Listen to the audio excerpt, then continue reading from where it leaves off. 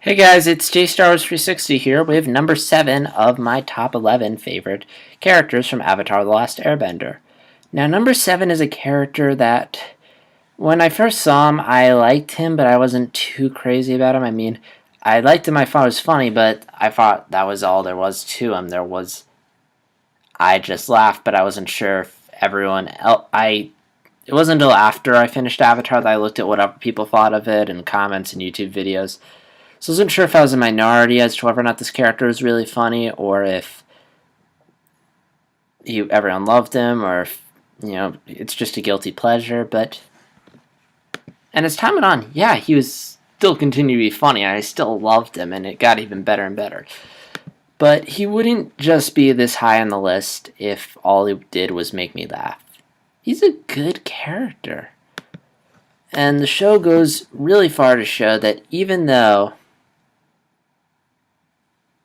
Sokka can't bend and is just the wisecracker, he's a really good addition to the group, and without him, Aang may have never saved the world. He is the idea guy. He's always coming up. He's not always taking action, but he's always coming up with plans, like for how they can open the door where you need 5 fire blast. He came up with the plan to how to defend the Northern Air Temple. He planned the invasion on the day of the Black Sun. He came up with a plan to destroy the airship fleet. Sokka's always coming up with ideas. Like, whenever Aang and Katara have no clue what to do, like when they're destroying the drill, even though Sokka doesn't do anything to help destroy the drill, he comes up with the plans. And Aang Katara probably never would have figured out those plans on his own. And it shows that, and he's also pretty capable in combat. Like, he has his boomerang. Like, even though Sokka can't bend, he's still pretty useful. And heck, he even picked up a badass girlfriend, Suki. And again, it's showing that you don't need to be a bender to be useful. Hang on, I just blanked out what else was I going to say. Also, he keeps the group on track. He's always like, hey, we need to get going. We need to get going. And yeah, he keeps the group on track, which is nice. I mean, sometimes it can get a little ridiculous, like the bathroom, like eating and going to the bathroom at the same time in order to reach the Fire Nation capital on time. But he always means well. And he is very determined, like in the first episode when he's trying to defend the village from the Fire Nation invading. And what I like about Sokka is that he's not always funny or crazy idea guy who's flirting, or the guy who flirts with women. There is a serious side to him. Like in The Runaway, when he's talking to Toph about how Katara has been always like the mother of the group and how he doesn't remember his mother, he just sees Katara. Or when in The Serpent's Pass, when he doesn't want to get emotionally involved with Suki because he's afraid he'll lose her. Like, again, it's showing that he's not just a wisecracker, he's a useful character.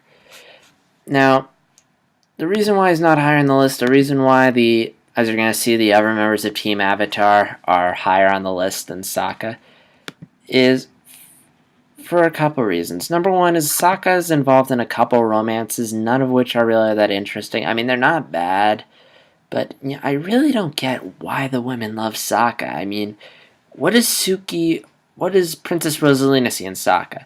What does Suki, particularly, I mean, what does she see in Sokka?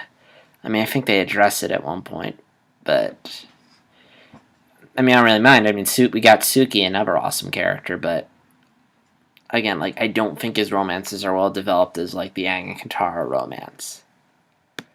Also, I think the show hammers him in his usefulness a little too much, because I guess they were getting comments of people like, well, Sokka's so useless, he doesn't bend or anything, he just makes jokes. And there's one episode called Sokka's Master, where he wants to feel better about himself, so he does sword training, where he trains with this master swordsman.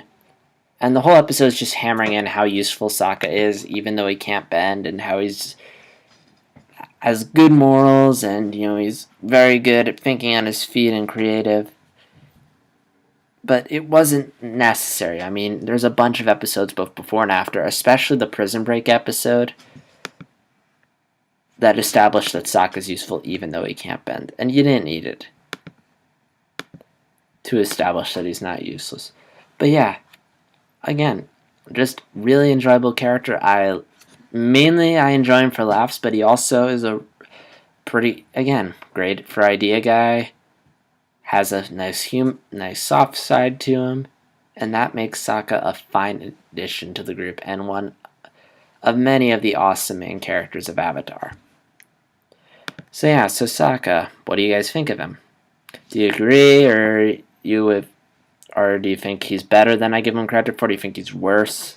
Comment and let me know, and stay tuned as I will probably have the next one up in number 6 up in just a bit.